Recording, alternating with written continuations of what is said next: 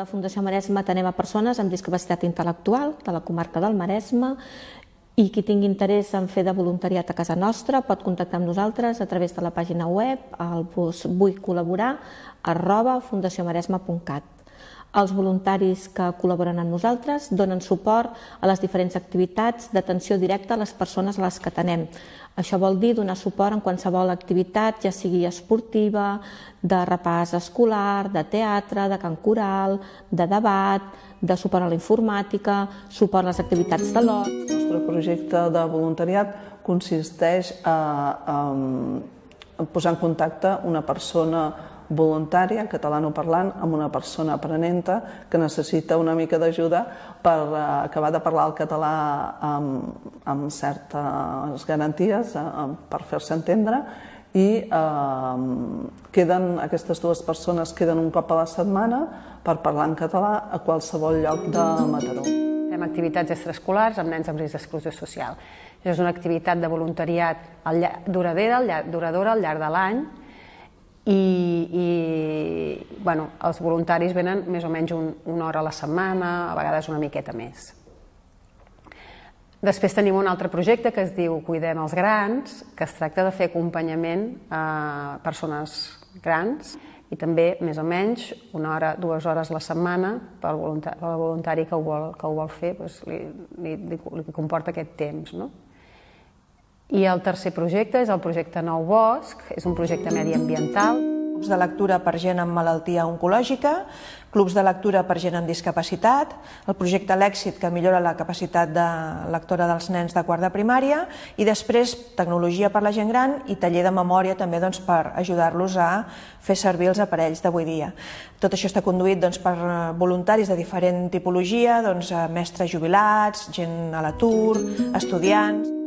Tenim dins de l'àmbit d'intervenció social l'Andana, que és un centre adreçat a persones en situació d'exclusió social, a l'Entorn, que és un centre de distribució d'aliments, el projecte de persones refugiades de Mataró, el centre d'acollida i diferents projectes també que s'encabeixen en els projectes de joventut com el CRAGEC, que és un esplai, i les campanyes i dies mundials. Llavors també tenim l'àmbit de socors i emergències, on trobem, per exemple, els preventius terrestres o la base de salvament marítim.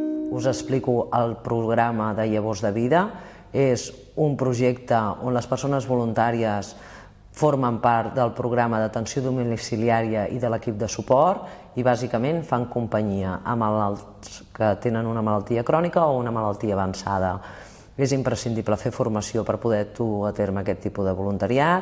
Les persones s'han de dirigir a la Fundació i prèviament se'ls fa una entrevista i una formació específica. Les activitats que es fan són de suport emocional, així com tasques de la vida quotidiana, ajudar a comprar, espai al familiar, etc. Unes voluntàries que ens fan falta precisament perquè puguin atendre en els fills dels alumnes que estan allà estudiant, català i castellà. I aquestes persones de català i castellà els està atenent una sèrie de voluntaris que fan de professors.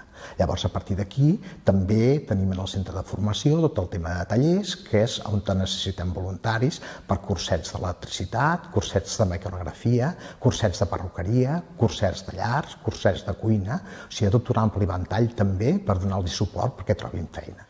Des de Càritas també necessitem persones perquè puguin recepcionar la roba que rebem, que ens donen, deixar-la en condicions per poder-la tornar a entregar. A partir d'aquí, a Torre Llauder, on tenim la residència d'avis, també ens fan falta persones que donin alegria als avis que estan allà. L'objectiu del nostre projecte és fer uns tallers de cuina per a persones que tenen dificultats per empassar. Aquestes persones acostumen a ser gent gran, persones que han patit un ictus, pacients que han rebut tractaments amb quimioteràpia i que tenen com a resultat dificultats per empassar, tant sòlids com líquids. Què estem buscant? Busquem voluntaris, volem gent que els agradi la cuina i gent que tingui esperit d'ajudar i que pugui ajudar aquestes persones a modificar les textures a casa seva i a ensenyar a cuinar aquests plats moltes vegades per tota la vida. Prèviament necessiten una formació, aquests voluntaris, per tant des del Consorci el que oferim és aquesta formació amb les textures correctes perquè ells puguin ser després voluntaris cuiners.